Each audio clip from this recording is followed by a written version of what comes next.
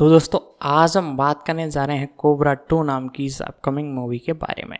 दोस्तों इसका जो पार्ट बने हैं कोबरा वो हमें तकरीबन देखने को मिला था 1986 में, और इसके अंदर हमें कई कलाकार और साथ ही साथ सेल्वेज स्टोलन हमें इसमें देखने को मिले थे मेन कास्टिंग के अंदर, और भी कई कास्टिंग हमें अपकमिंग पार्ट में देखने को मिलने वाली है इनके साथ। तो उसी पर बात होगी आज की इस वीडियो में। पूरी जानकारी आपको बताएगा इसके pre production, releasing, casting factor, detail update के बारे में। तो वीडियो को जरूर से लाइक कीजिएगा, चैनल को सब्सक्राइब कर बेल आइकन दबाकर इसे ऑल पर सेट कर दीजिएगा। अब इसके बारे में हम आगे आपको और डिटेल बताते हैं। कोबरा 1986 की अमेरिकी एक्शन ड्रामा फिल्म है जिसका निर्देशन जॉर्ज पी. कॉस्मेटोस ने किया है और इसकी कहानी सिल्वेस्टर स्टेलोन ने लिखी है, जो मुख्य भूमिका में है। यह फिल्म, जो कि पाउला गोसलिंग के उपन्यास ए रनिंग डक, जिसे बाद में फेयर गेम के नाम से प्रकाशित किया गया और 1995 में इसी शीर्षक से फिल्माया गया, पर आधारित है, में रेनी सेंटोनी, ब्रिगिट नील्सन और एंड्रयू रॉबिन्सन सहकलाकार है। 5 कोबरा लेफ्टिनेंट मैरियन कोबरा कोब्रेटी का अनुसरण करती है, जो हिंसक अपराधों की एक श्रृंखला की जांच करती है और अपराधियों द्वारा लक्षित एक गवाह की रक्षा भी करती है। कोबरा रॉकी 4 1985 के बाद और क्रीड 2 2018 तक स्टेलोन और नील्सन के बीच सहयोग वाली अंतिम फिल्म है, और यह एकमात्र फिल्म है जिसमें दोनों वास्तविक जीवन में एक दूसरे से विवाहित है। स्क्रिप्ट काफी हद तक बेवर्ली हिल्स कॉप 1984 के लिए स्टेलोन की मूल स्क्रिप्ट से प्रेरित थी। कोबरा को आमतौर पर नकारात्मक समीक्षाओं के साथ रिलीज किया गया था, जिसमें अत्यधिक हिंसा और शैली के अति प्रयोग पर आलोचना की गई थी, लेकिन यह बॉक्स ऑफिस पर सफल रही और तब से इसे एक पंथ क्लासिक माना जाता है। 6-7 कथानक। लॉस एंजल्स के सुपरमार्केट में सामूहिक गोलीबारी बंधक संकट में बदल जाती है।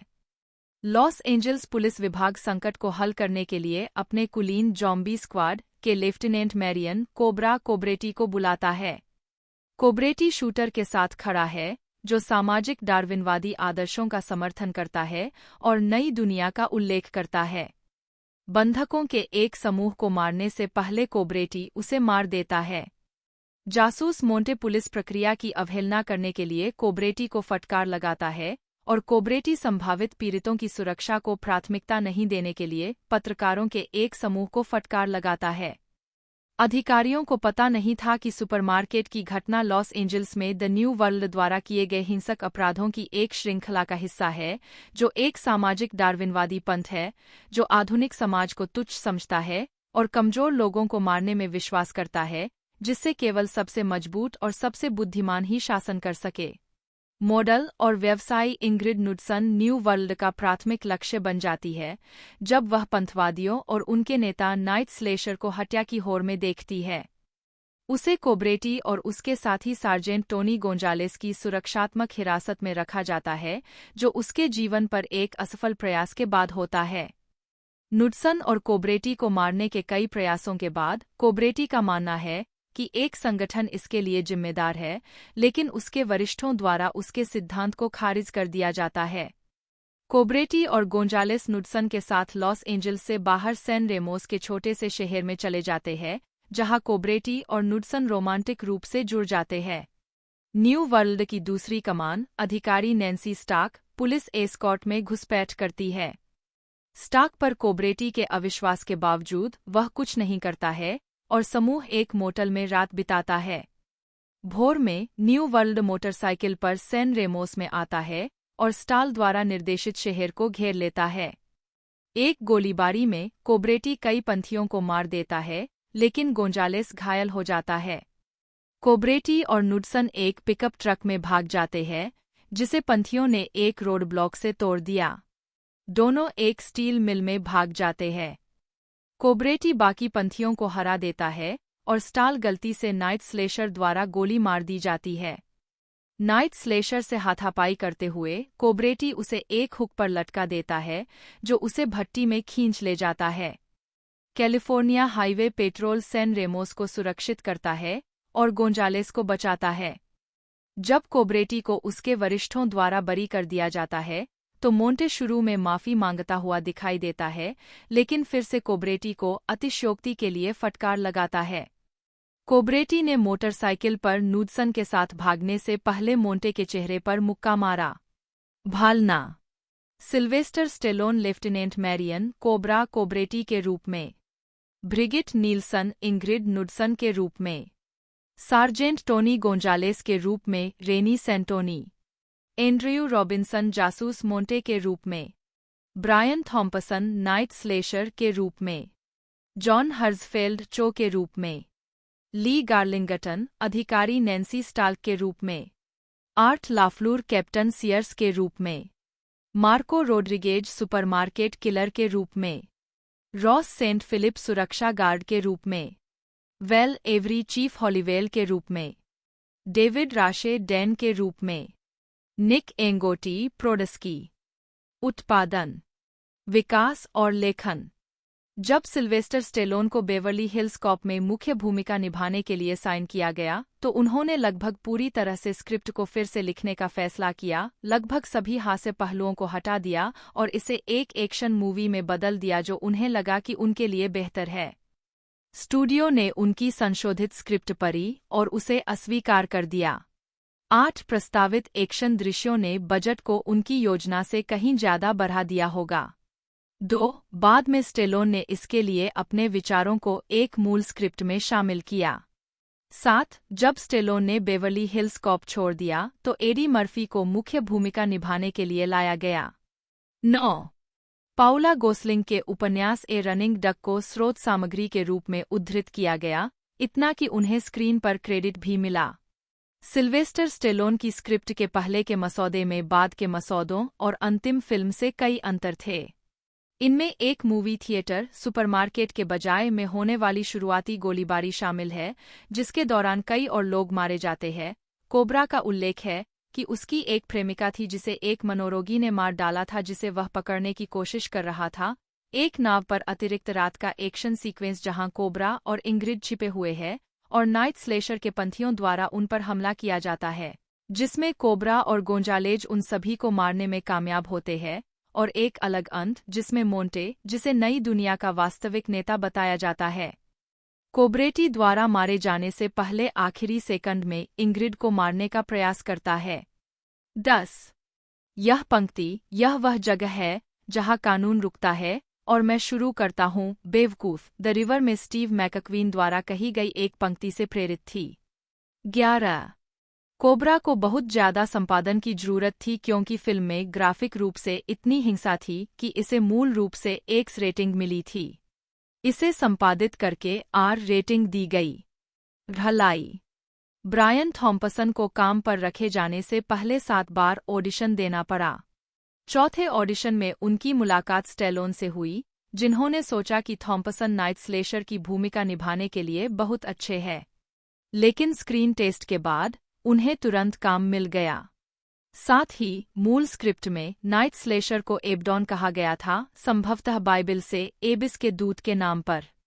थॉम्पसन ने नाइट स्लेशर की भूमिका निभाने के तरीके के बारे में स्टेलोन से बार बार सलाह मांगी, जिसमें उनकी पृष्ठभूमि और व्यक्तिगत प्रेरणाओं के बारे में सवाल भी शामिल थे, लेकिन स्टेलोन ने इस विषय में कोई दिलचस्पी नहीं दिखाई और थॉम्पसन से कहा कि यह किरदार बस बुरा है। थॉम्पसन के लिए दुर्भाग्यपूर्ण आश्चर्य की बात यह थी कि फिल्मांकन पूरा होने के बाद निर्देशक कॉस्मेटोस ने अप्रत्याशित रूप से उनसे कहा, अगर आपने मेरी बात सुनी होती तो आप अच्छे हो सकते थे। स्टेलोन ने डर्टी हैरी को एक प्रभाव के रूप में स्वीकार किया। 11 और कोबरा ने फिल्म के 2 अभिनेताओं को फिर से साथ लिया, रेनी सेंटोनी और Andy Robinson. Brigitte Nielsen, Stallone की तत्कालीन पत्नी, जिनसे उनकी मुलाकात रॉकी 4 के फिल्मांकन के दौरान हुई थी, को इंग्रिड नूडसन के रूप में लिया गया था। 6-11 फिल्माने, मूल रूप से कोबरा को सिएटल में फिल्माया जाना था, जिसका समापन द्वीपों के बीच एक नौका पर मोटरसाइकिल का पीछा करने वाले दृश्य के साथ होता। हालांकि रात में दृश्य के अंतिम नाटकीय संस्करण को फिल्माने के लिए सब कुछ तैयार था, स्टेलोन ने उस समय मच्छरों की समस्या के कारण अंत को बदलने की मांग की, जिससे रात के समय फिल्मांकन करना बहुत मुश्किल हो जाता। सहायक कलाकारों और एक्स्ट्रा कलाकारों को सेट पर स्टेलोन से बात करने से मना किया गया था।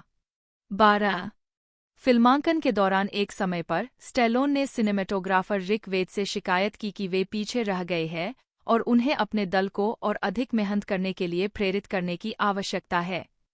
वेट ने जवाब में स्टेलोन से कहा कि देरी ब्रिगिट नील्सन के साथ उनके खिलवाड़ और अपने अंगरक्षकों के सामने दिखावा करने के कारण हुई है।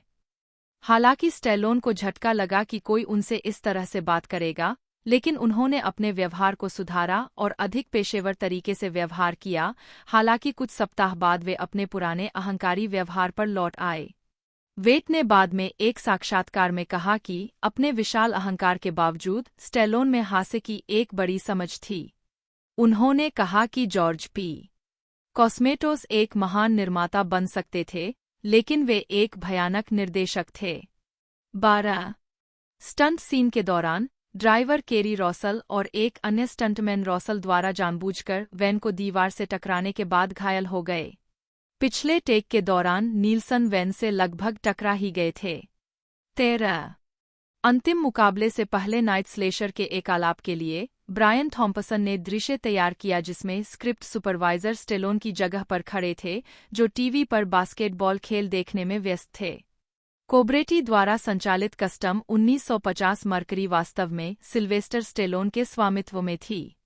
स्टूडियो ने कुछ एक्शन दृश्यों में उपयोग के लिए कार के स्टंट डबल्स का निर्माण किया, जैसे कि पार्किंग गैरेज की दूसरी मंजिल से कूदना।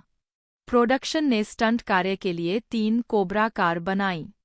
हालांकि वे बाहर से एक जैसे थे, लेकिन उनके चलने वाले हिस्से विशिष्ट दृश्यों के लिए डिजाइन किए गए थे, जिसमें अन्य वाहनों के साथ उच्च गति वाले स्वाइप, 180 डिग्री मोड़, कूद और 360 डिग्री स्पिन शामिल थे।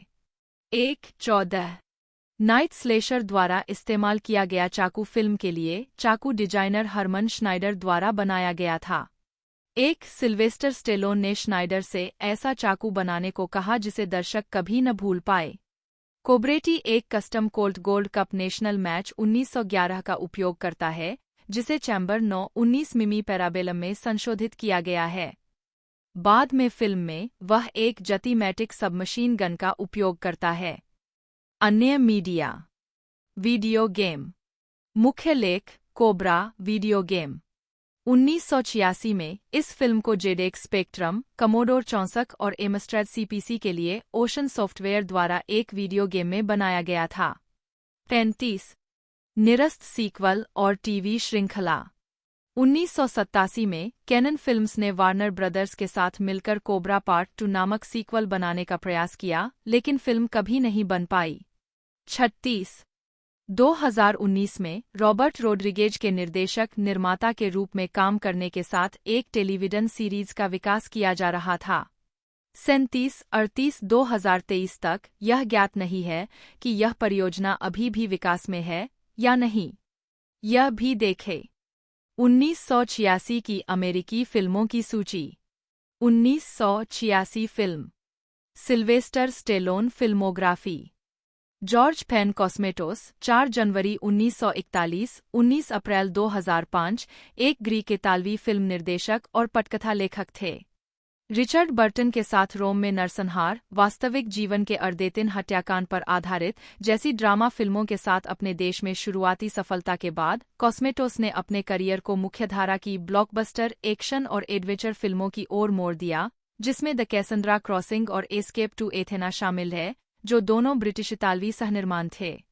उत्तरी अमेरिका में स्थानांतरित होने के बाद उन्होंने horror film of unknown origin का निर्देशन किया। इसके बाद उनके कुछ सबसे प्रसिद्ध काम हुए, जिनमें एक्शन फिल्में रेम्बो, फर्स्ट ब्लड पार्ट 2 और कोबरा, दोनों में सिल्वेस्टर स्टेलोन। प्रारंभिक जीवन। कॉस्मेटोस का जन्म इटली के फ्लोरेंस में एक ग्रीक परिवार में हुआ था और वे मिस्र और साइप्रस में बड़े हुए। कहा जाता है कि उन्होंने 6 भाषाएं बोली है। 2 लंदन फिल्म स्कूल में फिल्म का अध्ययन करने के बाद, जहां उन्होंने अपनी भावी पत्नी, स्वीडिश मूर्तिकार और कलाकार बिर्गिट्टा लजुंगबर्ग से मुलाकात की, जब वे दोनों 17 वर्ष के थे। वे लियोन उरिस के इज़राइल के जन्म के उपन्यास पर आधारित एक्सोडस 1960 में ओटो प्रेमिंगर के सहायक निर्देशक बने। 1960 में उन्होंने बिर्गिट्टा से विवाह किया, जो 26 जुलाई 1941 को मिडेलपैड में एंज नगरपालिका के हेवेरो में पैदा हुई थी। इसके बाद उन्होंने जोरबा द ग्रीक 1964 में काम किया। 1980 के दशक के प्रारंभ में परिवार विक्टोरिया, ब्रिटिश कोलंबिया चला गया। आजीविका। कॉस्मेटोस को इटली में मार्सेलो मैस्ट्रोयानी के साथ रैपर सेग्लिया 1973 और सोफिया लोरेन के साथ द कैसांद्रा क्रॉसिंग 1976 फिल्मों के निर्देशन में सफलता मिली। 1979 में उन्होंने ब्रिटिश विश्व युद्ध two adventure film escape to Athena बनाई, जिसमें Roger Moore, David Niven, Telly Savalas, Elliott Gould और क्लाउडिया कार्डिनले सहित सभी सितारों ने अभिनय किया था। उन्होंने कनाडाई horror film of unknown origin के साथ उत्तर अमेरिकी निर्देशन की शुरुआत की। इसके बाद उन्होंने 1986 में सिल्वेस्टर स्टेलोन अभिनीत box hit rainbow, First Blood Part 2 और कोबरा स्टेलोन की एक और फिल्म का निर्देशन किया। 1-3-4-1989 में उन्होंने science fiction horror film Leviathan का निर्देशन किया, जिसमें Peter Weller, Richard Crenna, Ernie Hudson और अमांडा पेज ने अभिनय किया, जिसमें स्टेन विंस्टन द्वारा डिजाइन किए गए विशेष प्रभाव थे। अपने करियर के आखिरी दौर में कॉस्मेटोस को टॉम्बस्टोन के लिए अधिक प्रशंसा मिली, जो डॉग हॉलिडे और वायट ईयर्प के बारे में 1993 की एक वेस्टर्न फिल्म थी। इस फिल्म को विशेष रूप से डॉग हॉलिडे के रूप में वैल किल्मर के असाधारण प्रदर्शन के लिए सराहा गया था। वायट ईयर्प की भूमिका निभाने वाले कर्ट रसेल ने कहा कि स्टेलोन ने पहले निर्देशक, लेखक केविन जारे को हटाने के बाद कॉस्मेटोस की सिफारिश की थी, लेकिन कॉस्मेटोस ने टॉम्बस्टोन के कार्यकारी निर्माता एंड्रयू जी. वाजना के साथ रेम्बो, फर्स्ट ब्लड पार्ट 2 पर भी काम किया था। 6 जुलाई 1997 को उनकी पत्नी बिरगिट्टा की मृत्यु हो गई। उन्हें वहीं दफनाया गया जहां उनका जन्म हुआ था और कॉस्मेटोस का करियर रुक गया। अपने फिल्मी करियर के अलावा कॉस्मेटोस दुर्लभ पुस्तकों के संग्रहकर्ता थे, जो मुख्य रूप से 19वीं-20वीं सदी के अंग्रेजी साहित्य और हस्ताक्षरित और उत्कीर्ण कार्यों पर ध्यान केंद्रित करते थे। उनकी लाइब्रेरी सोथबी के माध्यम से बेची गई थी। 5. जॉर्ज पेन कॉस्मेटोस का 19 अप्रैल 2005 को 64 वर्ष की आयु में ब्रिटिश कोलंबिया के विक्टोरिया स्थित उनके घर पर फेफड़ों के कैंसर से निधन हो गया। 6. उनके बेटे पेनोस कॉस्मेटोस बच गए, जिन्होंने कहा है कि उनकी स्वतंत्र रूप से रिलीज की गई अतियथार्थवादी film Beyond the Black Rainbow को मुख्य रूप से उनके पिता की फिल्म टॉम्बस्टोन की रॉयल्टी से वित्त पोषित किया गया था। उद्धरण आवश्यक। फिल्मोग्राफी।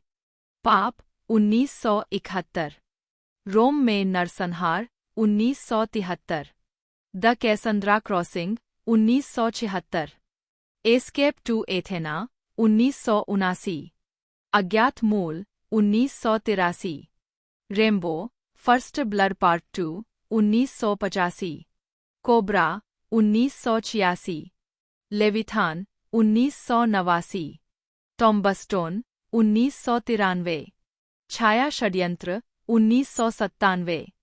सिल्वेस्टर गार्डेंजियो स्टेलोन बटा एसटी एलोएन बटा जन्म 6 जुलाई 1946, एक अमेरिकी अभिनेता और फिल्म निर्माता है। उन्हें कई पुरस्कार मिले हैं, जिनमें गोल्डन ग्लोब अवार्ड और क्रिटिक्स चॉइस अवार्ड शामिल है। साथ ही 3 अकादमी पुरस्कार और 2 बाफ्टा पुरस्कारों के लिए नामांकन भी शामिल है।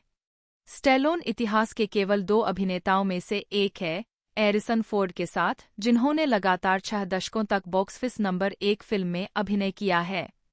2-3 1969 में न्यूयॉर्क शहर जाने के बाद कई सालों तक एक अभिनेता के रूप में संघर्ष करने के बाद स्टेलोन को द लॉर्ड्स ऑफ फ्लैटबश 1974 जैसी फिल्मों में धीरे धीरे काम मिला। उन्होंने 1976 में सफल रॉकी फ्रैंचाइज की पहली फिल्म में बॉक्सर रॉकी बाल्बोआ की अपनी प्रतिष्ठित भूमिका के साथ अपनी सबसे बड़ी आलोचनात्मक और व्यावसायिक सफलता हासिल की, जिसे उन्होंने लिखा भी था। 4. 1977 में वे सर्वश्रेष्ठ मूल पटकथा और सर्वश्रेष्ठ अभिनेता के लिए 2 अकादमी पुरस्कारों के लिए नामांकित होने वाले इतिहास के तीसरे अभिनेता बन गए। उन्होंने फर्स्ट ब्लड 1982 में पीटीएसडी से ग्रस्त सैनिक जॉन रेम्बो का किरदार निभाया, एक भूमिका जो उन्होंने 5 रेम्बो फिल्मों 1982 से 2019 में निभाई। 1980 के दशक के मध्य से लेकर 1990 के दशक के अंत तक स्टैलोन हॉलीवुड के सबसे ज्यादा पैसे पाने वाले अभिनेताओं में से एक बन गए। उन्होंने cobra 1986, tango and cash 1989, क्लिफहैंगर 1993, demolition man 1993 और द स्पेशलिस्ट 1994 जैसी एक्शन फिल्मों में काम किया। 1984 में उन्हें हॉलीवुड वॉक ऑफ फेम पर एक स्टार मिला। स्टैलोन ने अपनी पहली मुख्य भूमिका softcore pornography feature film The Party at Kitty and Studs 1970 में निभाई थी। उन्हें 2 दिनों के काम के लिए $200 का भुगतान किया गया था। 33 स्टैलोन ने बाद में बताया कि अपने अपार्टमेंट से निकाले जाने और कई दिनों तक खुद को बेघर पाकर हताशा में उन्होंने यह फिल्म की थी। उन्होंने यह भी कहा है कि फिल्म के लिए कास्टिंग नोटिस देखने से पहले वह न्यूयॉर्क शहर के पोर्ट अथॉरिटी बस टर्मिनल में 3 हफ्ते सोए थे। अभिनेता के शब्दों में, या तो वह फिल्म करनी थी या किसी को लूटना था, क्योंकि मैं अपनी सीमा के बिल्कुल अंत पर था। 34 फिल्म को कई साल बाद इटालियन स्टैलियन के रूप में रिलीज किया गया ताकि स्टैलोन की नई प्रसिद्धि को भुनाया जा सके। नया शीर्षक स्टैलोन के उपनाम रॉकी से लिया गया था। स्टैलोन ने कामुक of Broadway stage play score में भी अभिनय किया, जो 28 अक्टूबर से 15 नवंबर 1971 तक मार्टिनिक थिएटर में 23 प्रदर्शनों के लिए चला और बाद में रैडली मेजगर द्वारा 1974 की फिल्म स्कोर में बनाया गया। 35 न्यूयॉर्क शहर में जाने के बाद स्टैलोन अपनी गर्लफ्रेंड साशा जैक के साथ एक अपार्टमेंट में रहने लगे, जो एक महत्वाकांक्षी अभिनेत्री थी और वेट्रेस के रूप में काम करके उनका भरण पोषण करती थी। 36 स्टैलोन ने इस दौरान अजीबोगरीब काम किए, जिसमें एक चिड़ियाघर में सफाईकर्मी और एक थिएटर अशर का काम शामिल था। उन्हें बाद में टिकटों की चोरी के लिए नौकरी से निकाल दिया गया था। उन्होंने स्थानीय पुस्तकालय में अक्सर जाकर अपने लेखन कौशल को आगे बढ़ाया और एडगर एलन पो की रचनाओं में रुचि लेने लगे। 37 1972 में स्टैलोन अभिनय करियर छोड़ने की कगार पर थे, जिसे बाद में उन्होंने एक निम्न बिंदु के रूप में वर्णित किया। उन्होंने द गॉडफादर में एक अतिरिक्त कलाकार के रूप में काम पाने की कोशिश की और असफल रहे। 38-39 इसके बजाय उन्हें एक और Hollywood hit what's up doc में एक पृष्ठभूमि भूमिका के लिए भेज दिया गया, जिसमें बारबरा स्ट्रीसैंड ने अभिनय किया। स्टैलोन अपनी 2 प्रस्तुतियों में मुश्किल से दिखाई देते हैं। स्टैलोन एक नाटक में अभिनय कर रहे थे जिसमें भाग लेने के लिए उनके एक मित्र ने उन्हें आमंत्रित किया था और वहां मौजूद एक एजेंट ने सोचा कि स्टैलोन द लॉर्ड्स ऑफ फ्लैटबश के मुख्य किरदार स्टेनली की भूमिका के लिए उपयुक्त है, जिसकी शुरुआत 1972 से 1974 तक बजट के मुद्दों पर रुकी रही थी। 40 स्टैलोन ने 1973 के मध्य में स्वतंत्र film no place to hide में अपनी पहली उचित अभिनीत भूमिका हासिल की, जिसमें उन्होंने एक ऐसे व्यक्ति की भूमिका निभाई जो न्यूयॉर्क स्थित शहरी आतंकवादी आंदोलन से जुड़ा है, जिसमें एक आभूषण विक्रेता उसकी प्रेमिका है। फिल्म को फिर से काटा गया और सालों बाद इसका नाम बदलकर रिबेल रखा गया। इस दूसरे संस्करण में स्टैलोन को इसके स्टार के रूप में दिखाया गया। 1990 में इस फिल्म को मूल फिल्म के आउटटेक और नए शॉट से मेल खाते फुटेज के साथ फिर से संपादित किया। स्टैलोन की अन्य पहली कुछ फिल्मी भूमिकाएं छोटी थीं और इसमें मैश 1970 में एक मेज पर बैठे सैनिक की संक्षिप्त बिना श्रेय वाली उपस्थितियां शामिल थीं, पिजन्स 1970, एक पार्टी अतिथि के रूप में, वुडी एलेन की बनानाज 1971, एक मेट्रो ठग के रूप में, मनोवैज्ञानिक थ्रिलर क्लूट 1971 में, एक क्लब में नाचने वाले एक अतिरिक्त कलाकार के रूप में, और जैक लेमन की film the prison of second Avenue 1975 में एक युवा के रूप में। बाद की फिल्म में जैक लेमन का चरित्र स्टैलोन का पीछा करता है, उनसे निपटता है और उन्हें लूटता है, यह सोचकर कि स्टैलोन का चरित्र एक पिकपॉकेट है। 1974 में द लॉर्ड्स ऑफ फ्लैटबश में उनकी दूसरी प्रमुख भूमिका थी। 18 माना जाता है कि वह मंडिंगो में भी है। अक्सर कहा जाता है कि उनका दृश्य हटा दिया गया था। 41 स्टैलोन ने स्मैश हिट रॉकी 1976 में अपनी प्रमुख भूमिका से दुनिया भर में ख्याति प्राप्त की, जो एक संघर्षरत मुक्केबाज रॉकी बाल्बोआ के बारे में एक स्पोर्ट्स ड्रामा था जो हेवीवेट चैंपियन अपोलो क्रीड से मुकाबला करता है। 24 मार्च 1975 को स्टैलोन ने मोहम्मद अली बनाम चक वेपनर का मुकाबला देखा। उस रात स्टेलोन घर गए और 3 दिनों के बाद उन्होंने रॉकी का पहला ड्राफ्ट पूरा कर लिया था। 42 स्टेलोन ने बाद में इस बात से इनकार किया कि वेपन ने स्क्रिप्ट के लिए कोई प्रेरणा प्रदान की थी। हालांकि वेपन ने एक मुकदमा दायर किया जो अंततः स्टेलोन के साथ एक अज्ञात राशि के लिए सुलझा लिया गया था। 43-44 फिल्म के लिए अन्य संभावित प्रेरणाओं में रॉकी ग्राजियानो की आत्मकथा इरविन विंकलर और रॉबर्ट चार्टॉफ ने दिलचस्पी दिखाई और अधिकारों के लिए स्टेलोन को $350,000 की पेशकश की, लेकिन मुख्य भूमिका के लिए उनके पास रॉबर्ट रेडफोर्ड और बर्ट रेनॉल्ड्स सहित अपने स्वयं के कास्टिंग विचार थे।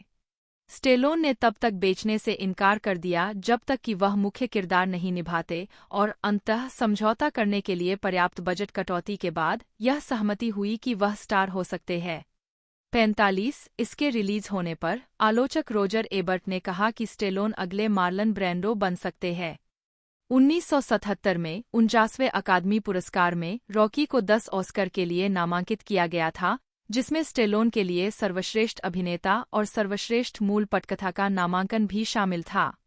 इस फिल्म ने सर्वश्रेष्ठ फिल्म, सर्वश्रेष्ठ निर्देशन और सर्वश्रेष्ठ फिल्म संपादन के लिए अकादमी पुरस्कार जीते। रॉकी को तब से राष्ट्रीय फिल्म रजिस्ट्री में शामिल किया गया है और इसकी प्रोप्स को स्मिथसोनियन म्यूजियम में रखा गया है। रॉकी सीरीज में फिलाडेल्फिया म्यूजियम ऑफ आर्ट के सामने के प्रवेश द्वार का उपयोग करने वाले स्टेलोन ने इस क्षेत्र को रॉकी स्टेप्स का उपनाम दिया और शहर में संग्रहालय के पास रॉकी चरित्र की एक प्रतिमा स्थायी रूप से रखी गई है। चरित्र को अंतर्राष्ट्रीय बॉक्सिंग हॉल ऑफ फेम में भी वोट दिया गया था। स्टेलोन ने द एक्सपेंडेबल्स फिल्म फ्रेंचाइजी 2010 वर्तमान लॉन्च करने से पहले रॉकी बाल्बोआ 2006 और रेम्बो 2008 में अपनी स्थापित भूमिकाओं को जारी रखा, जिसमें उन्होंने भाड़े के सैनिक बार्नी रॉस की भूमिका निभाई। 2013 में उन्होंने सफल फिल्म एस्केप प्लान में अभिनय किया और इसके सीक्वल में दिखाई दिए। 2015 में वह क्रीड के साथ फिर से रॉकी में लौट आए, जिसमें एक सेवानिवृत्त रॉकी पूर्व प्रतिद्वंद्वी अपोलो क्रीड के बेटे डॉनी क्रीड का मार्गदर्शन करता है। फिल्म ने स्टेलोन की व्यापक प्रशंसा की और उन्हें अपना पहला गोल्डन ग्लोब पुरस्कार, साथ ही तीसरा अकादमी पुरस्कार नामांकन दिलाया। उन्हें पहली बार 40 साल पहले इसी भूमिका के लिए नामांकित किया गया था। प्रारंभिक जीवन और शिक्षा। सिल्वेस्टर गार्डेंजियो स्टेलोन 5-6-7 का जन्म न्यूयॉर्क शहर के मैनहट्टन बोरो 8 के हेल्स किचन पड़ोस में 6 जुलाई 1946 को हुआ था। 9 जो महिला पेशेवर कुश्ती promoter Jacqueline Jackie Stallone née Labofish 1921 से 2020 और hairdresser Francisco Frank Stallone senior 1919 से 2011 के बड़े बेटे थे। 10 उनकी मां वाशिंगटन डीसी की एक अमेरिकी थी जिनके ब्रेटन फ्रेंच 11 और यूक्रेनी यहूदी वंश थे 12, 13, 14, जबकि उनके पिता गियोया डेल कोले 10 से एक इतालवी आप्रवासी थे जो 1930 के दशक में अमेरिका चले गए थे। 15, 16 उनके छोटे भाई अभिनेता और संगीतकार फ्रैंक स्टेलोन है। 10 स्टेलोन की कई आत्मकथाएं बताती है कि उनका जन्म का नाम माइकल सिल्वेस्टर गार्डेंजियो स्टेलोन है और उनकी मां ने एक साक्षात्कार में बताया कि उन्होंने मूल रूप से उनका नाम टायरोन रखा था क्योंकि वह अभिनेता टायरोन पावर की प्रशंसक थी, लेकिन स्टेलोन के पिता ने इसे बदलकर सिल्वेस्टर कर दिया। एक बच्चे के रूप में उनका उपनाम बिंकी था, लेकिन उन्होंने माइकल के उपनाम से जाना चुना जब स्कूल के साथी उन्हें स्टिंकी कहने लगे। 5, 6, 7 उनका मध्य नाम गार्डेंजियो इतालवी दिए गए नाम गौरेंजियो का एक परिवर्तन है और वे आमतौर पर इसे एनजीओ में छोटा कर देते थे। 1 स्टेलोन के जन्म के दौरान जटिलताओं के कारण उनकी मां के प्रसूति विशेषज्ञों को उनका प्रसव कराते समय 2 जोड़ी संदंश का उपयोग करना पड़ा। इस प्रक्रिया में गलती से एक नस कट गई। 17, 18 इससे उनके चेहरे के निचले बाएं हिस्से, उनके होंठ, जीभ और थोड़ी के कुछ हिस्सों सहित में लकवा मार गया, जिससे उनका चेहरा गुर्राने जैसा हो गया और उनकी बोली लड़खड़ा गई। 18, 19 नतीजतन बचपन में उन्हें तंग किया गया, जिसका सामना उन्होंने बॉडी बिल्डिंग और अभिनय में शामिल होकर किया। 20 उन्होंने अपना कुछ बचपन पालक और बोर्डिंग देखभाल में बिताया। जब वे 5 वर्ष के थे तब वे अपने परिवार के साथ मैरीलैंड वापस चले गए। 1950 के दशक की शुरुआत में 21-22 जब वह 11 वर्ष के थे तब अपने माता पिता के तलाक के बाद वह शुरू में अपने पिता के साथ रहे, लेकिन जब वह 15 वर्ष के थे तब फिलाडेल्फिया में अपनी पुनर्विवाहित मां के पास चले गए। 23 स्टेलोन ने मियामी डेड कॉलेज में दाखिला लेने से पहले फिलाडेल्फिया में नोट्रे डेम अकादमी और अब्राहम लिंकन हाई स्कूल 24 और मैरीलैंड के चार्लोट हॉल मिलिट्री अकादमी में पढ़ाई की। 25 उन्होंने सितंबर 1965 से जून 1967 तक 2 साल अमेरिकन कॉलेज ऑफ स्विट्जरलैंड में बिताए। वे 1967 से 1969 तक मियामी विश्वविद्यालय में ड्रामा प्रमुख के रूप में अध्ययन करने के लिए संयुक्त राज्य अमेरिका लौट आए। 26 स्टेलोन के अनुरोध के बाद कि उनके अभिनय और जीवन के अनुभवों को स्नातक होने के लिए आवश्यक शेष कॉलेज क्रेडिट के बदले में स्वीकार किया जाए, उन्हें 1998 में मियामी विश्वविद्यालय द्वारा ललित कला स्नातक BFA की डिग्री प्रदान की गई। 27-28 फिल्म और स्टेज कैरियर 1968 से 1976 प्रारंभिक भूमिका से सफलता तक। रॉकी 1976 में एड्रियन तालिया शायर के साथ रॉकी बाल्बोआ के रूप में स्टेलोन। 1969 तक वे माइक स्टेलोन के नाम से मंच पर दिखाई दिए। 1970 में उन्होंने स्टेज नाम सिल्वेस्टर ई स्टेलोन का उपयोग करना शुरू कर दिया। मियामी विश्वविद्यालय में भाग लेने के दौरान स्टेलोन ने 1968 में फिल्माए गए नाटक दैट नाइस बॉय उर्फ द स्क्वायर रूट में एक भूमिका निभाई थी। 29, 30, 31 इसके अलावा उन्होंने और जॉन हर्सफेल्ड ने 1969 में हॉर्स नामक एक कम बजट की स्वनिर्मित फिल्म पर एक साथ काम किया। स्टेलोन अगली बार जॉन लैंडिस की पीरियड कॉमेडी ऑस्कर में दिखाई दिए, जो आलोचनात्मक और बॉक्स ऑफिस दोनों तरह से असफल रही। 62 1992 में वे रोजर स्पॉटिसवुड की एक्शन कॉमेडी स्टॉप और माई मॉम विल शूट 63 में दिखाई दिए, जो आलोचनात्मक और बॉक्स ऑफिस दोनों तरह से असफल रही। स्टेलोन ने इस फिल्म को इस अफवाह के आधार पर साइन किया कि श्वार्ज़नेगर मुख्य भूमिका में रुचि रखते हैं। श्वार्ज़नेगर ने कहा कि स्क्रिप्ट की गुणवत्ता खराब होने के कारण उन्होंने स्टेलोन को लुभाने के लिए निर्माताओं के लिए अभिनय में सार्वजनिक रूप से रुचि दिखाई। 53 1993 में उन्होंने रेनी हार्लिन की एक्शन थ्रिलर क्लिफहैंगर के साथ वापसी की, 64 जो अमेरिका में सफल रही, जिसने 84 मिलियन अमेरिकी डॉलर की कमाई की और दुनिया भर में 171 मिलियन अमेरिकी डॉलर की कमाई की। 65 उस वर्ष के अंत में उन्होंने मार्को ब्रैम्बिला द्वारा निर्देशित futuristic action film demolition man में अभिनय किया, जिसमें वेस्ली स्नेप्स और सैंड्रा बुलॉक ने सहअभिनय किया। 66 रॉटन टोमाटोज पर फिल्म को 42 समीक्षाओं के आधार पर 60% की अनुमोदन रेटिंग मिली है, जिसकी औसत रेटिंग 5.43/10 है। साइट की आम सहमति पड़ती है। व्यंग्यपूर्ण अंडरकरंट के साथ एक बेहतर से औसत विज्ञानफाई shoot em up demolition man 68-69-70 demolition man ने उत्तरी अमेरिका में अपने बॉक्स ऑफिस रन के अंत तक 58,055,768 और दुनिया भर में 159,055,768 की कमाई की। 71 उनकी हिट फिल्मों का सिलसिला 1994 की द स्पेशलिस्ट के साथ जारी रहा, जिसमें शेरोन स्टोन सहकलाकार थी और लुइस लोसा द्वारा निर्देशित थी, जो 7 अक्टूबर को अमेरिका में रिलीज हुई। 72 जबकि आलोचनात्मक स्वागत अत्यधिक नकारात्मक था। 73 फिल्म एक व्यावसायिक सफलता थी। 74 अपने शुरुआती सप्ताहांत में इसने 14,317,765 कमाए और घरेलू बॉक्स ऑफिस पर 57,362,582 के साथ अपना बजट वापस पा लिया, जबकि विदेशों में 113,000,000 की कमाई की, जिससे इसे दुनिया भर में 170,362,582 का सकल राजस्व मिला। 75 1993 के कान फिल्म महोत्सव में स्टेलोन।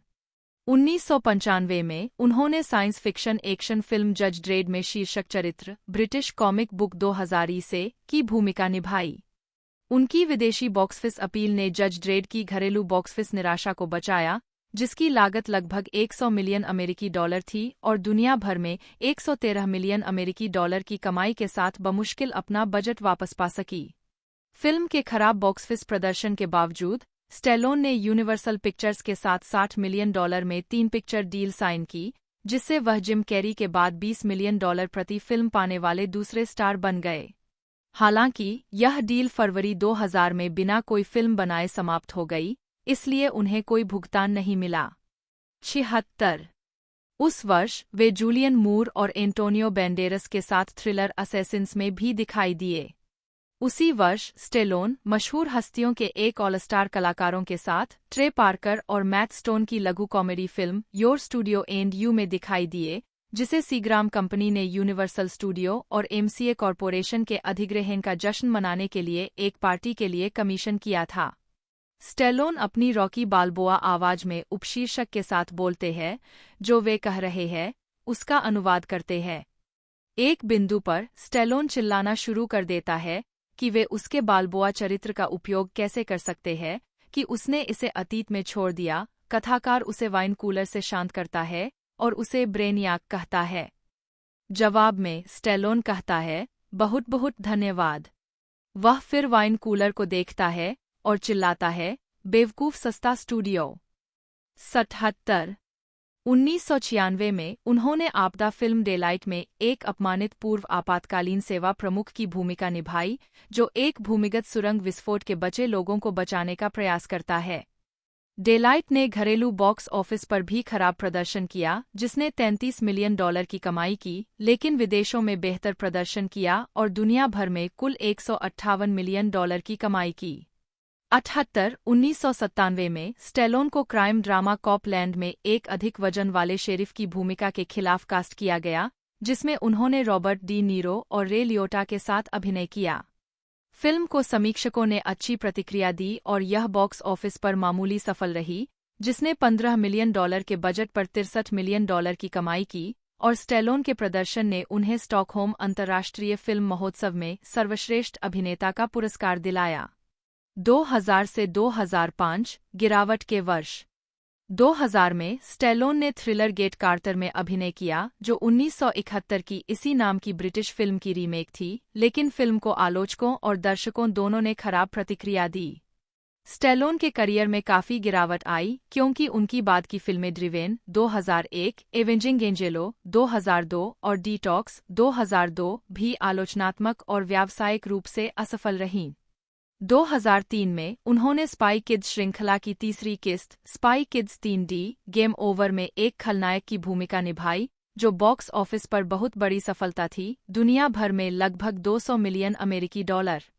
स्टेलोन ने 2003 की फ्रांसीसी फिल्म टैक्सी 3 में एक यात्री के रूप में एक कैमियो भूमिका भी निभाई थी। उसी वर्ष स्टेलोन ने नियोनोयर अपराध ड्रामा शेड में अपनी सहायक भूमिका के लिए प्रमुखता हासिल करना शुरू कर दिया, जिसे केवल सीमित फैशन में जारी किया गया था, लेकिन आलोचकों द्वारा प्रशंसा की गई थी। 7-9 उन्हें रैम्पर्ट स्कैंडल नामक एक फिल्म में अभिनय करने और निर्देशित करने के लिए भी जोड़ा गया था, जो रैपर टुपैक शकूर और द नोटोरियस B.I.G. की हत्या और आसपास के लॉस एंजल्स पुलिस विभाग भ्रष्टाचार घोटाले के बारे में थी। 80 2005 में शुगर रे लियोनार्ड के साथ वह NBC रियलिटी टेलीविजन मुक्केबाजी प्रतियोगिता श्रृंखला द कंटेंडर के सह प्रस्तुतकर्ता थे। उसी वर्ष उन्होंने टेलीविजन श्रृंखला लास वेगास के 2 एपिसोड में अतिथि भूमिका भी निभाई।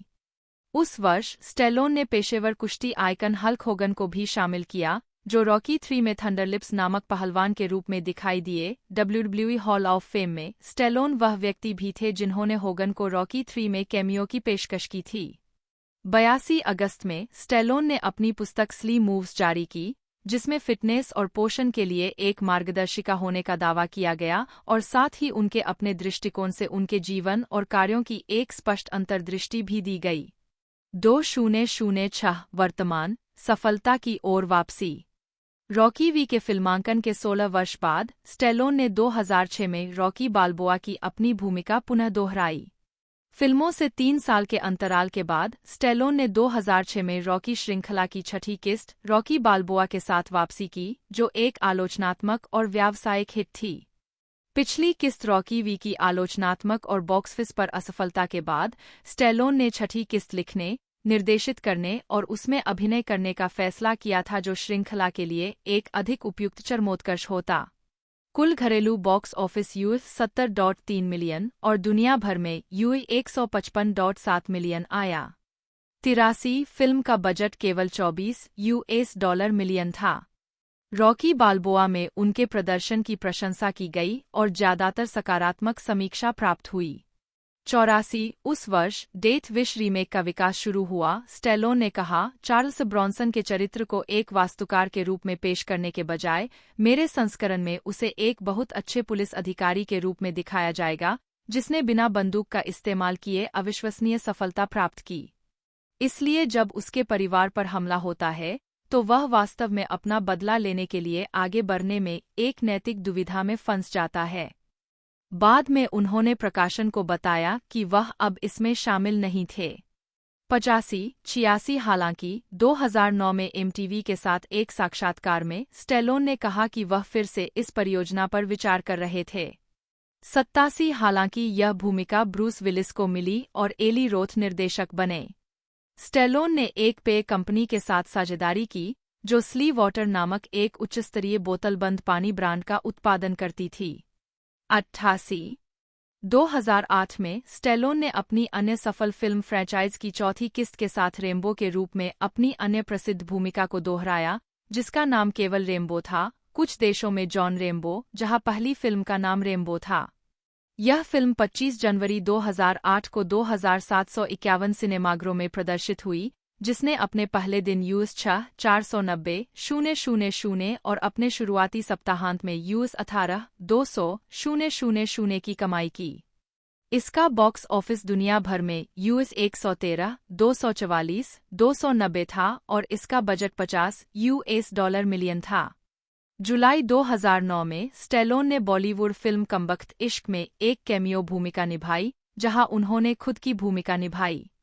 89 स्टैलोन 2009 में 66वें वेनिस अंतर्राष्ट्रीय फिल्म महोत्सव में 7 दिसंबर 2010 को यह घोषणा की गई कि स्टैलोन को गैर प्रतिभागी श्रेणी में अंतर्राष्ट्रीय मुक्केबाजी हॉल ऑफ फेम में वोट दिया गया था। 90 उसी वर्ष स्टैलोन ने एक्शन फिल्म द एक्सपेंडेबल्स को लिखा, निर्देशित और उसमें अभिनय किया। यह फिल्म, जिसे 2009 की गर्मियों सर्दियों के दौरान फिल्माया गया था, 13 अगस्त 2010 को रिलीज हुई थी। फिल्म में उनके साथ साथी एक्शन सितारे जेसन स्टेथम, जेट ली और डॉल्फ लुंडग्रेन, साथ ही Terry Crews, Mickey Rourke, Randy Couture, Eric Roberts और स्टोन कोल्ड स्टीव ऑस्टिन और साथ ही 80 के दशक के एक्शन आइकन ब्रूस विलिस और अर्नोल्ड श्वार्ज़नेगर ने कैमियो किया था। 91 फिल्म ने अपने शुरुआती सप्ताहांत में $34,825,135 की कमाई की, जो सीधे यूएस बॉक्स ऑफिस पर नंबर 1 पर पहुंच गई। यह आंकड़ा स्टैलोन के करियर का सबसे बड़ा ओपनिंग वीकेंड था। 92 2010 की गर्मियों में ब्राजीलियाई कंपनी O2 फिल्म्स ने एक बयान जारी कर कहा कि उसे फिल्म पर अपने काम के लिए अभी भी $2 मिलियन से अधिक का भुगतान किया जाना बाकी है। 93 2011 में स्टैलोन ने केविन जेम्स की कॉमेडी जूकीपर में एक शेर की आवाज दी। द एक्सपेंडेबल्स 2 को 17 अगस्त 2012 को रिलीज किया गया। सीक्वल को रॉटन टोमाटोज पर 67% की सकारात्मक आलोचनात्मक प्रतिक्रिया मिली, 94 जबकि मूल को 41% की प्रतिक्रिया मिली थी। 95 पहली फिल्म के कलाकारों की वापसी के अलावा कलाकारों की टुकड़ी में जीन क्लाउड वैन डैम और चक नॉरिस भी शामिल थे। उस वर्ष स्टैलोन ने रॉकी के ब्रॉडवे संगीत रूपांतरण के लिए पुस्तक का सहलेखन किया। 2013 में स्टैलोन ने एलेक्सिस नोलेंट के फ्रेंच ग्राफिक उपन्यास Du Plomb Dans La Tete पर आधारित वाल्टर हिल द्वारा निर्देशित action film bullet to the head में अभिनय किया। 96 इसके अलावा 2013 में उन्होंने अर्नोल्ड श्वार्ज़नेगर और जिम कैविडेल के साथ एक्शन थ्रिलर एस्केप प्लान में और रॉबर्ट डी नीरो के साथ sports comedy drama grudge match में अभिनय किया, जो रॉकी फ्रेंचाइजी की याद दिलाता है। स्टैलोन को Spanish film no rest for the wicked की अंग्रेजी भाषा की रीमेक विकसित करने की सूचना मिली थी, हालांकि परियोजना को रोक दिया गया था। 97 उस वर्ष स्टैलोन को जेसन स्टैथम की action film the Expendables 3 action film series की तीसरी किस्त 15 अगस्त 2014 को रिलीज हुई थी। वापसी करने वाले कलाकारों में Wesley snaps, Antonio बैंडेरस, Mel Gibson और हैरिसन फोर्ड भी शामिल थे। इस फिल्म को आलोचकों और दर्शकों दोनों ने नकारात्मक रूप से प्राप्त किया और यह सीरीज की सबसे कम कमाई वाली फिल्म बन गई। 99 स्टेलोन 2014 के कान फिल्म महोत्सव में द एक्सपेंडेबल्स 3 का प्रचार करते हुए 2015 में स्टेलोन ने स्पिन-फर-सीक्वल फिल्म क्रीड में रॉकी बाल्बोआ के रूप में अपनी भूमिका दोहराई, जो एडोनिस डॉनी क्रीड पर केंद्रित थी, जो अपने मृतक मित्र प्रतिद्वंद्वी अपोलो क्रीड का बेटा है, जो एक पेशेवर मुक्केबाज बन जाता है, जिसकी भूमिका माइकल बी. जॉर्डन ने निभाई है। रयान कुगलर द्वारा निर्देशित इस फिल्म को आलोचकों की प्रशंसा मिली। 40 वर्षों की अवधि में 7वीं बार प्रतिष्ठित सिनेमाई मुक्केबाज को चित्रित करते हुए स्टेलोन के चरित्र चित्रण को व्यापक प्रशंसा मिली, जिसमें सर्वश्रेष्ठ सहायक अभिनेता के लिए गोल्डन ग्लोब पुरस्कार और उनका तीसरा अकादमी पुरस्कार नामांकन शामिल है। इस बार सर्वश्रेष्ठ सहायक अभिनेता के लिए 1978 से 1999 बाद की सफलता। 1977 में केन नॉर्टन बनाम डुआने बॉबिक मुक्केबाजी मैच में स्टेलोन ने निर्देशन में अपनी शुरुआत की और 1978 की फिल्म पैराडाइज एले में अभिनय किया, जो एक पारिवारिक ड्रामा था जिसमें उन्होंने 3 भाइयों में से एक की भूमिका निभाई थी जो पेशेवर कुश्ती में शामिल हो जाते हैं। उसी वर्ष उन्होंने नॉर्मन ज्यूसन की फिस्ट में अभिनय किया, जो एक सामाजिक ड्रामा था जिसमें उन्होंने एक गोदाम कर्मचारी की भूमिका निभाई, जो जेम्स हॉफा पर बहुत हद तक आधारित था, जो श्रमिक संघ नेतृत्व में शामिल हो जाता है। 1979 में उन्होंने रॉकी 2 में जॉन जी. एविल्डसन की जगह लेखन, अभिनय और निर्देशन किया। सीक्वल एक बड़ी सफलता बन गई, 18, जिसने $200 मिलियन की कमाई की। 1981 में उन्होंने माइकल केन और फुटबॉल स्टार पेले के साथ एस्केप टू विक्ट्री में अभिनय किया, जो एक स्पोर्ट्स ड्रामा था जिसमें उन्होंने नाजी प्रचार फुटबॉल खेल में शामिल युद्धबंदी की भूमिका निभाई थी। उसी वर्ष उन्होंने थ्रिलर नाइटहॉक्स में अभिनय किया, जिसमें उन्होंने न्यूयॉर्क शहर के एक पुलिस अधिकारी की भूमिका निभाई, जो रटगर हॉयर द्वारा निभाए गए एक विदेशी आतंकवादी के साथ बिल्ली और चूहे का खेल खेलता है। 1982 में स्टेलोन ने एक्शन फिल्म फर्स्ट ब्लड में वियतनाम के पूर्व सैनिक जॉन रेम्बो की भूमिका निभाई, जो कि ग्रीन बेरेट थे। 18, जो डेविड मोरेल के इसी नाम के उपन्यास का रूपांतरण था। हालांकि फिल्म के निर्माण के दौरान स्टेलोन द्वारा स्क्रिप्ट में काफी बदलाव किया गया था। 46, जो आलोचनात्मक और बॉक्स ऑफिस दोनों पर सफल रही। आलोचकों ने स्टेलोन के प्रदर्शन की प्रशंसा करते हुए कहा कि उन्होंने रेम्बो को मानवीय बना दिया, न कि उसी नाम की पुस्तक में जिस तरह से उसे चित्रित किया गया है। इसने रेम्बो फ्रेंचाइजी को लॉन्च किया। उस वर्ष रॉकी 3 रिलीज हुई, जिसमें स्टेलोन ने लिखा, निर्देशन किया और अभिनय किया।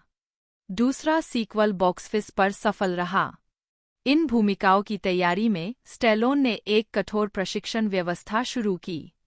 1983 में उन्होंने स्टेइंग अलाइव का निर्देशन किया, जो सैटरडे नाइट फीवर का सीक्वल था, जिसमें जॉन ट्रेवोल्टा ने अभिनय किया था। यह स्टेलोन द्वारा निर्देशित एकमात्र फिल्म थी जिसमें उन्होंने अभिनय नहीं किया था। स्टेइंग अलाइव को फिल्म समीक्षकों द्वारा सर्वत्र आलोचना का सामना करना पड़ा था। 48 आलोचनात्मक विफलता होने के बावजूद स्टेइंग अलाइव एक व्यावसायिक सफलता थी। फिल्म ने 1660 स्क्रीनों से 141 की कमाई के साथ उस समय किसी संगीतमय फिल्म के लिए सबसे बड़े सप्ताहांत के साथ शुरुआत की। 49 कुल मिलाकर फिल्म ने अपने $22 मिलियन के बजट के मुकाबले यूएस बॉक्स ऑफिस पर लगभग $65 मिलियन की कमाई की। दुनिया भर में इसने $127 मिलियन की कमाई की।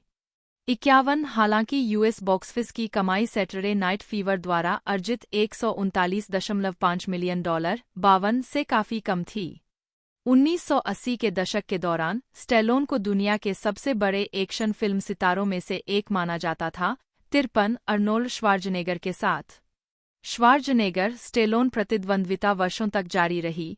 54 उन्होंने प्रेस में एक दूसरे पर हमला किया और अधिक ऑन स्क्रीन हत्याओं और बड़े हथियारों के साथ एक दूसरे से आगे निकलने की कोशिश की। 53 स्टेलोन ने कभी कभी अलग अलग शैलियों में भूमिकाएं निभाने का प्रयास किया, हालांकि असफल रहे। 1984 में उन्होंने कॉमेडी फिल्म राइनस्टोन में डॉली पार्टन के साथ सहलेखन और अभिनय किया, जहां उन्होंने एक महत्वाकांक्षी देशी संगीत गायक की भूमिका निभाई। राइनस्टोन साउंड ट्रैक के लिए उन्होंने एक गीत गाया। राइनास्टोन बनाने के लिए स्टेलोन ने रोमांसिंग द स्टोन में मुख्य पुरुष भूमिका ठुकरा दी, एक ऐसा निर्णय जिसका उन्हें बाद में पछतावा हुआ। 55 1985 में स्टेलोन ने रॉकी और रेम्बो फ्रैंचाइज के साथ रॉकी 4 और रेम्बो फर्स्ट ब्लड पार्ट 2 के साथ अपनी सफलता जारी रखी। स्टेलोन ने इन दोनों किरदारों को कुल 13 फिल्मों में निभाया है। स्टेलोन ने फिल्म रॉकी 4 के लिए अपने किरदार की उपस्थिति को विकसित करने के लिए पूर्व मिस्टर ओलंपिया फ्रेंको कोलंबू से मुलाकात की, जैसे कि वह मिस्टर ओलंपिया प्रतियोगिता की तैयारी कर रहे हों। इसका मतलब था कि सप्ताह में 6 दिन में 2 बार वर्कआउट करना। 56 दोनों फिल्में बड़ी वित्तीय सफलता थीं। रेम्बो 3 1988 में जॉन रेम्बो के रूप में स्टेलोन। 1985 के आसपास स्टेलोन को 1939 की James Cagney classic Angels with Dirty Faces के रीमेक के लिए साइन किया गया था। यह फिल्म कैनन फिल्म्स के साथ उनकी मल्टीपिक्चर डील का हिस्सा थी और इसमें क्रिस्टोफर रीव सहकलाकार थे और मेनाहेम गोलान द्वारा निर्देशित थी। इस तरह के एक प्रिय क्लासिक के रीमेक को वैराइटी द्वारा अस्वीकार कर दिया गया और शीर्ष आलोचक रोजर एबर्ट ने इसे डरावना बताया। कैनन ने एक्शन फिल्म कोबरा बनाने का विकल्प चुना जो 1986 में रिलीज हुई और बॉक्स ऑफिस पर सफल रही। इसने उनकी production company white eagle enterprises की स्थापना की। 57 1987 में उन्होंने पारिवारिक ड्रामा ओवर द टॉप में एक संघर्षशील ट्रक चालक की भूमिका निभाई जो अपने अलग हुए बेटे के साथ सुलह करने की कोशिश करता है और आर्म रेसलिंग प्रतियोगिता में प्रवेश करता है। इसे आलोचकों द्वारा खराब तरीके से प्राप्त किया गया और यह बॉक्स ऑफिस पर असफल रही। 58 1989 में उन्होंने buddy cop action film Tango and Cash में कर्ट रसेल के साथ सहअभिनय किया, जिसने घरेलू और विदेशी बाजारों में ठोस व्यवसाय किया, विदेशी बाजारों में $57 मिलियन अमेरिकी डॉलर और दुनिया भर में $120 मिलियन अमेरिकी डॉलर से अधिक की कमाई की। 59 स्टेलोन 1980 के दशक में एक बॉक्सिंग प्रमोटर बन गए। उनकी बॉक्सिंग प्रमोशन कंपनी टाइगर आई प्रोडक्शंस ने विश्व चैंपियन बॉक्सर सीन ओग्रेडी और आरोन प्रायर को साइन किया। 60 स्टेलोन ने 1990 के दशक की शुरुआत रॉकी फ्रैंचाइज की 5वीं किस्त रॉकी वी में अभिनय करके की। इस फिल्म ने पहली फिल्म के निर्देशक जॉन जी एविल्डसन को वापस लाया और इसे सीरीज की अंतिम किस्त माना गया। इसे बॉक्स ऑफिस पर निराशाजनक माना गया और इसे नकारात्मक समीक्षाएं मिलीं। स्टेलोन बाद में हंटर के फिल्म रूपांतरण में अभिनय करेंगे, एक ऐसी कहानी जिसे मूल रूप से रेम्बो वी लास्ट ब्लड के लिए आधार के रूप में योजनाबद्ध किया गया था। कहानी नाथनियल हंटर के इर्दगिर्द केंद्रित है, जो एक पेशेवर ट्रैकर है जिसे एक गुप्त एजेंसी के प्रयोग के रूप में बनाए गए आधे मानव जानवर का शिकार करने के लिए काम पर रखा गया है। स्टूडियो ने अभी तक एक पटकथा लेखक को नियुक्त नहीं किया है। माइकल मैकगोवन और राल्फ पेजुलो द्वारा जीवनी उपन्यास ghost my 30 Years as an FBI undercover agent का एक फीचर लंबाई रूपांतरण मैकगोवन के 50 से अधिक अंडरकवर मिशनों के करियर के बारे में है, हालांकि परियोजना से अभी तक कोई पटकथा लेखक नहीं जुड़ा है। इसके अतिरिक्त ब्लैक ऑप्स सैनिकों पर केंद्रित एक फिल्म, जिसे सेवानिवृत्त आर्मी रेंजर मैक्स एडम्स द्वारा लिखा जा रहा है, भी विकास में है। स्टेलोन ने चक डिक्सन द्वारा बनाई गई पुस्तक श्रृंखला से लेवोन्स ट्रेड लिखा, जो एक टेलीविजन रूपांतरण के रूप में शुरू हुआ और एक फिल्म परियोजना में परिवर्तित हो गया। टेलीविजन प्रोडक्शन स्लेट में रॉब विलियम्स द्वारा लिखित चार्ल्स सेलर के सेकंड सन का एक श्रृंखला रूपांतरण शामिल है। 125 स्टेलोन ने मई 2020 की शुरुआत में घोषणा की कि 1993 के डिमोलिशन मैन का सीक्वल बनाया जा रहा है। मुझे लगता है कि यह आ रहा है। हम अभी वार्नर ब्रदर्स के साथ इस पर काम कर रहे हैं। यह शानदार लग रहा है, इसलिए यह सामने आना चाहिए। ऐसा होने जा रहा है। 126 स्टेलोन ने एडगर एलन पो के जीवन पर एक फिल्म निर्देशित करने में अपना जुनून व्यक्त करना जारी रखा है, जिसकी पटकथा वे वर्षों से तैयार कर रहे हैं। उन्होंने यह भी उल्लेख किया है कि वे नेल्सन डेमिल के उपन्यास द लायंस गेम को भी रूपांतरित करना चाहेंगे। मीडिया में अनेक कार्य 1977 में पहली रॉकी के लिए स्टेलोन चार्ली चैपलिन और ओरसन वेल्स के बाद सर्वश्रेष्ठ अभिनेता और सर्वश्रेष्ठ पटकथा के लिए 2 नामांकन प्राप्त करने वाले इतिहास में तीसरे व्यक्ति बने। 127 पूर्वोक्त की तरह उन्होंने फिल्म में मुख्य भूमिका लिखी और निभाई। स्टेलोन को रॉकी बाल्बोआ, जॉन रेम्बो और बार्नी रॉस की रूप में उनकी आवर्ती भूमिकाओं के लिए जाना जाता है। स्टेलोन ने रॉकी की सभी 6 फिल्मों में लेखन और अभिनय किया, जबकि 4 सीक्वल में निर्देशन का कार्यभार संभाला। स्टेलोन ने रेम्बो फ्रेंचाइज की 5 फिल्मों में अभिनय और सहलेखन किया और चौथी का निर्देशन भी उन्होंने किया। स्टेलोन ने द एक्सपेंडेबल्स फिल्मों की पहली किस्त को लिखा, निर्देशित किया और मुख्य भूमिका निभाई। स्टेलोन ने पैराडाइज एले में निर्देशन, अभिनय और लेखन किया।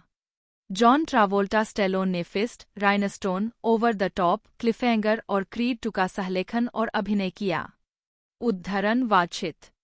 फरवरी 2008 में जब स्टेलोन से पूछा गया कि उन्हें किस प्रतीक, रॉकी या रेम्बो, के लिए याद किया जाना पसंद होगा, तो उन्होंने कहा, यह एक कठिन सवाल है, लेकिन रॉकी मेरा पहला बच्चा है, इसलिए रॉकी। 128 उन्होंने यह भी कहा कि रॉकी को एक ही चरित्र के चेतन और रेम्बो को अचेतन के रूप में व्याख्यायित किया जा सकता है। 129 स्टेलोन ने कभी-कभी अपनी फिल्मों में भी गाया है। उन्होंने पैराडाइज एली 1978 के लिए टू क्लोज टू पैराडाइज गाया, जिसमें बिल कोंटी, जिन्होंने पिछले वर्षों में स्टेलोन के साथ सहयोग किया था, जिन्होंने अपनी अकादमी पुरस्कार नामांकित फिल्म रॉकी 1976 के लिए प्रसिद्ध gonna fly now theme record की थी, जो यूएस नंबर 1 हिट थी, द्वारा प्रदान किया गया था। 130 रॉकी 3 1982 में स्टेलोन रॉकी बाल्बोआ के रूप में ने अपनी ऑनस्क्रीन पत्नी एड्रियन तालिया शायर के लिए टेक मी बैक गाया, जब वे बिस्तर पर लेटे थे। यह गीत सबसे पहले गायक और छोटे भाई फ्रैंक द्वारा गाया गया था, जिनकी मूल रॉकी में एक छोटी भूमिका थी। राइनस्टोन 1984 के लिए स्टेलोन ने ड्रिंकस्टीन जैसे गीतों के साथ साथ अपने सहकलाकार और वास्तविक देशी संगीत स्टार डॉली पार्टन के साथ युगल गीत भी गाए। 131 उन्होंने 1980 के दशक में अपने करियर के चरम पर द मपेट शो में अतिथि कलाकार के रूप में 2 गाने भी गाए थे। 132 आखिरी बार स्टेलोन ने किसी फिल्म में ग्रज मैच 2013 में गाया था, जब उन्होंने और रॉबर्ट डी नीरो ने साथ मिलकर द स्टार स्पैंगल्ड बैनर गाया था। 133 व्यक्तिगत जीवन, विवाह और बच्चे। 1985 में व्हाइट हाउस में स्टेलोन अपनी तत्कालीन पत्नी ब्रिगिट नील्सन, राष्ट्रपति रोनाल्ड रीगन और प्रथम महिला नैन्सी रीगन के साथ। स्टेलोन की 3 बार शादी हो चुकी है। उनकी पहली शादी से 2 बेटे और तीसरी शादी से 3 बेटियां हैं। 28 दिसंबर 1974 को 28 साल की उम्र में उन्होंने साशा जैक से शादी की। उनके 2 बेटे थे, सेज मूनब्लड स्टेलोन 1976 से 2012, जिनकी 36 साल की उम्र में हृदय रोग से मृत्यु हो गई, और सेर्गेयो जन्म 1979, जिन्हें कम उम्र में ही ऑटिज्म का पता चला था। 14 फरवरी 1985 को दोनों का तलाक हो गया। स्टेलोन ने 15 दिसंबर 1985 को कैलिफोर्निया के बेवर्ली हिल्स में मॉडल और अभिनेत्री ब्रिगिट नील्सन से शादी की। उनकी शादी, जो 2 साल तक चली, और उसके बाद उनके तलाक को टैब्लॉयड प्रेस द्वारा बहुत प्रचारित किया गया। 2017 में Stallone guardians of the Galaxy volume 2 में स्टाकर ओगॉड स्टारहॉक के रूप में दिखाई दिए, जो रेवेजर्स गुट का नेता था। 2018 में उन्होंने एस्केप प्लान 2 हेड्स में डेव बॉटिस्टा के साथ सहअभिनय किया, जिसे सीधे होम वीडियो पर रिलीज किया गया था।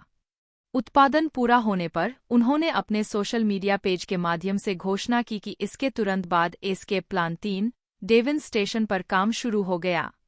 101 जुलाई में स्टेलोन ने घोषणा की कि उन्होंने क्रीड के सीक्वल की स्क्रिप्ट पूरी कर ली है, जिसमें रॉकी 4 से इवान ड्रैगो की वापसी सहित एक कथानक शामिल है। 102 उस वर्ष स्टेलोन को डेरेक वेन जॉनसन की John G. Avildsen, king of the underdogs में दिखाया गया था। क्रीड 2 का निर्माण मार्च 2018 में शुरू हुआ और इसे थैंक्सगिविंग 2018 पर रिलीज किया जाना था।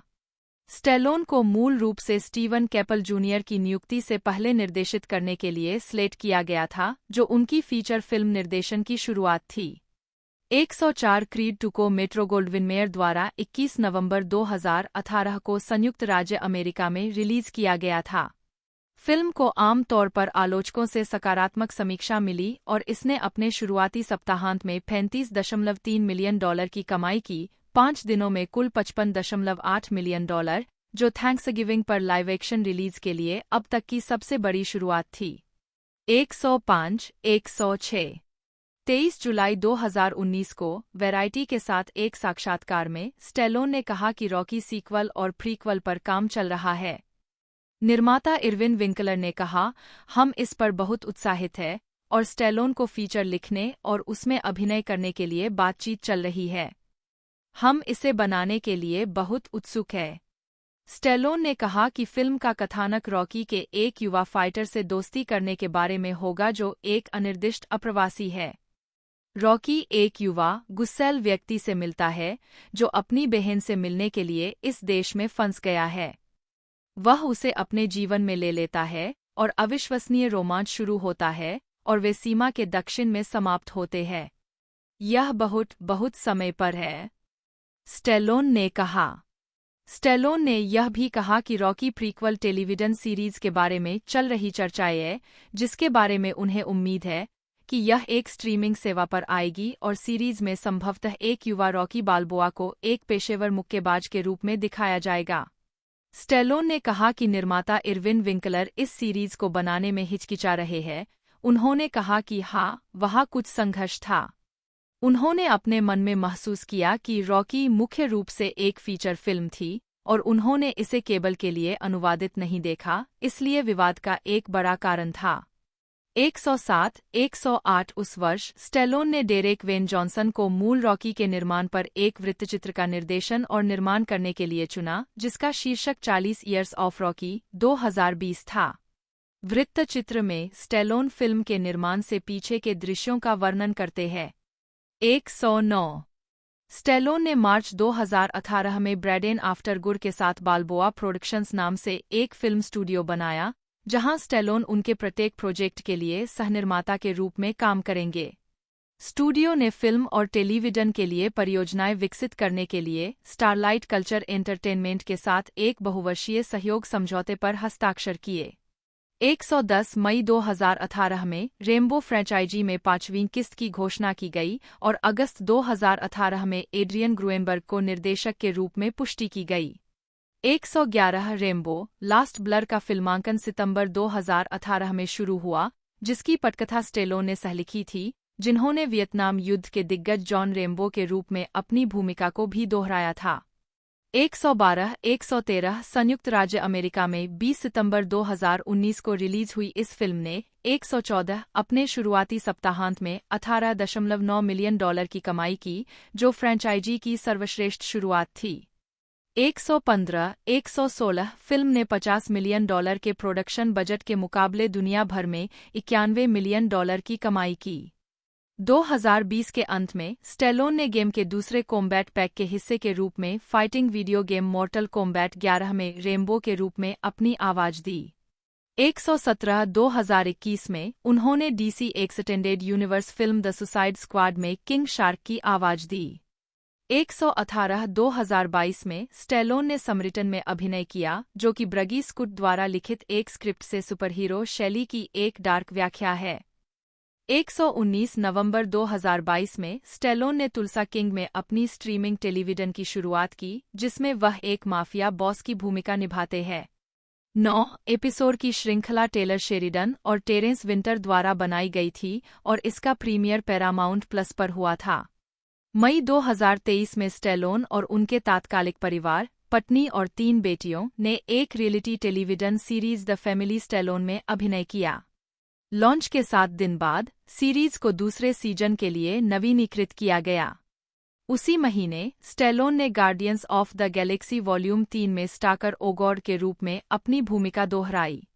121 स्ली थॉम जिम्नी द्वारा स्टैलोन के बारे में एक वृत्तचित्र फिल्म का प्रीमियर 2023 टोरंटो अंतर्राष्ट्रीय फिल्म महोत्सव की समापन फिल्म के रूप में हुआ। 122 अक्टूबर 2023 में उन्होंने एक स्पेन 4 बल्स में बार्नी रॉस के रूप में भूमिका दोहराई, जो बॉक्स ऑफिस और आलोचनात्मक विफलता थी, फ्रेंचाइजी में सबसे कम कमाई वाली फिल्म बन गई। 123 आगामी परियोजनाएं।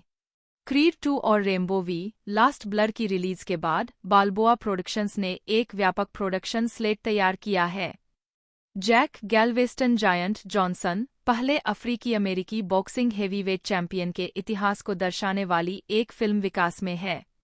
जॉनसन को अमेरिकी राष्ट्रपति डोनाल्ड ट्रंप से मरणोपरांत क्षमादान दिलाने में स्टेलोन की महत्वपूर्ण भूमिका के बाद इस परियोजना की घोषणा की गई थी। दोस्तों पिछला जो पार्ट था इस मूवी का वो बेहतरीन कलेक्शन करते हुए नजर आया था।